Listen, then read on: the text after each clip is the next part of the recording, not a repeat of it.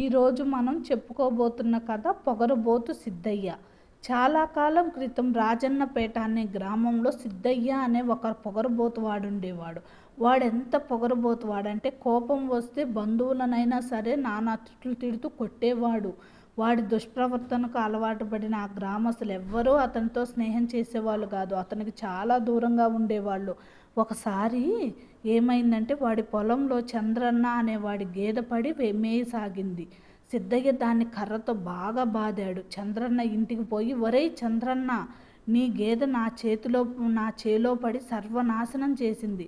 ఇప్పుడు నా ఆవులన్నింటినీ నీ పొలంలోకి తోలుతాను అని చాలా కోపంగా కళ్ళు ఎర్రగా చేసి అరుస్తూ ఉన్నాడు.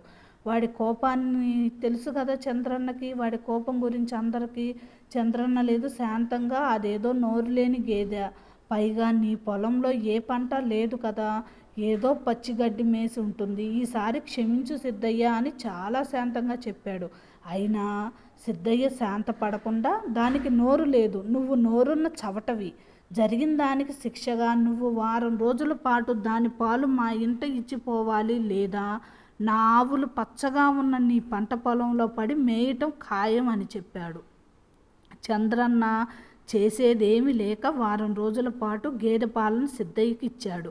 ఇంకోసారి ఆ ఊరి వర్తకుడు పొరపాటున సిద్ధయ్య కొన్న బెల్లం తూకం తప్పుగా తూకాడు. సిద్ధయ్య ఇంటికి వెళ్ళి గమనించి గావు కేకలు పెడుతూ వర్తకుడి దుకాణానికి వచ్చి, నేనంటే ఈ ఊళ్ళో అందరికీ భయము, నువ్వు నాకు తూకం తప్పుగా దోస్తావా అని చెప్పి అరుచుకుంటూ వచ్చాడు. వర్తకుడు అన్నాడు మర్యాదగా, అయ్యా సిద్ధయ్య గారు, ఏదో పొరపాటుగా అలా జరిగింది, నన్ను క్షమించండి.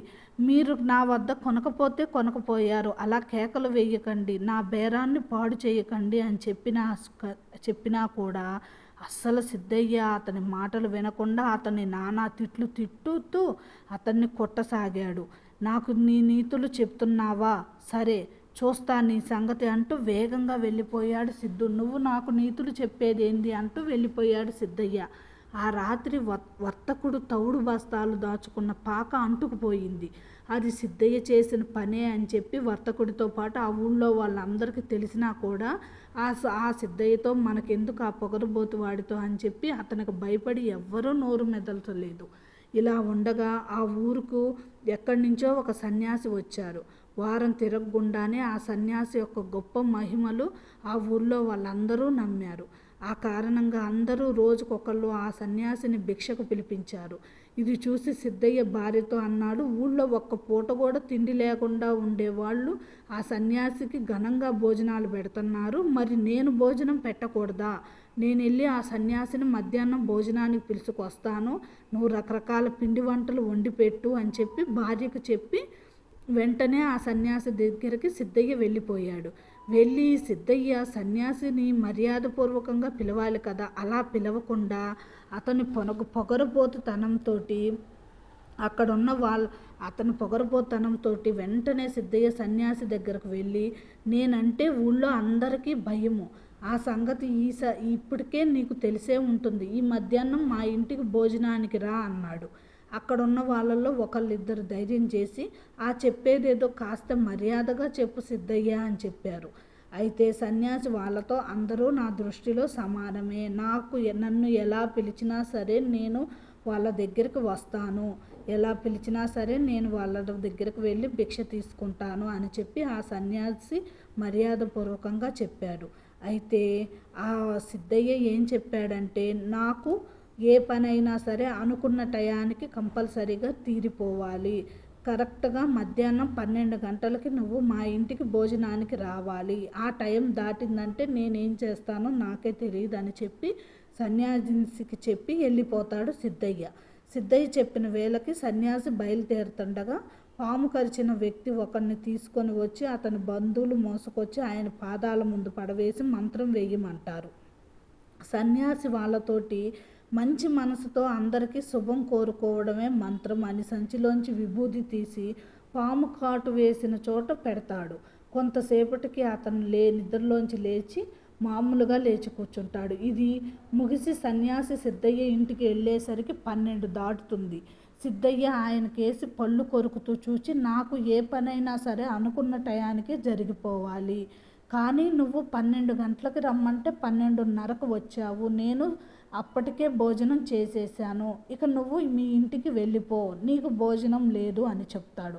అప్పుడు సన్యాసి అంటారు, అతిథి నారాయణునితో సమానం. భోజనానికి పిలిచి అతిథి రాకుండా భోజనం చేయటమే గృహస్థుడు చేయకూడని తప్పు.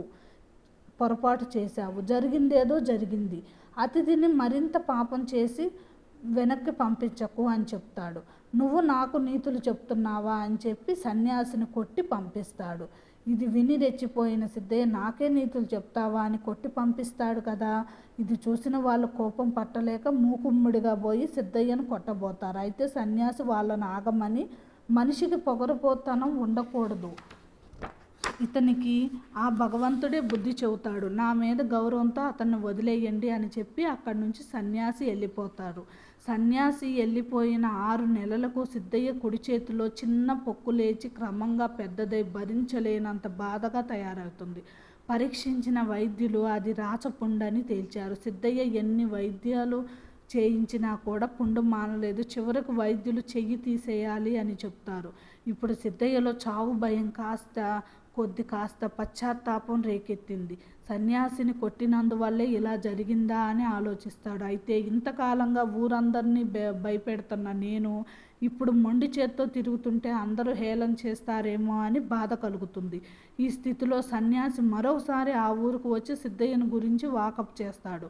వాడి దీనస్థితి తెలుసుకొని ఒంటరిగా వాణ్ణి చూడబోయి ఎంతో జాలిగా దయగా, సిద్ధయ్య ఎలా ఉన్నావు అని అడిగాడు. సిద్ధయ్య ఒక్కసారి బోరుమని, స్వామి ఇలా ఉన్నాను, మీరో దేవుడో నన్ను కఠినంగా శిక్షించారు అంటూ సన్యాసి పాదాల మీద పడి ఏడుస్తాడు. సన్యాసి వాణ్ణి లేపి, నాయనా, నీలో పశ్చాత్తాపం కలిగినందుకు చాలా సంతోషంగా ఉంది. ఎవరో కాదు, నీ పొగరబోతుతనమే నిన్ను శిక్షించింది. ఏది ఆ చెయ్యి చాచు అని వాడి చేతిలో ఇంత విభూది చల్లాడు. మరుక్షణం వాడి అరచేతిలో ఉన్న రాచపుండు మటుమాయమైపోయింది. సన్యాసి మాట్లాడకుండా అక్కడి నుంచి బయలుదేరి ఎటో వెళ్ళిపోయాడు. ఆ తర్వాత సిద్ధయ్య పూర్తిగా మారిపోయాడు.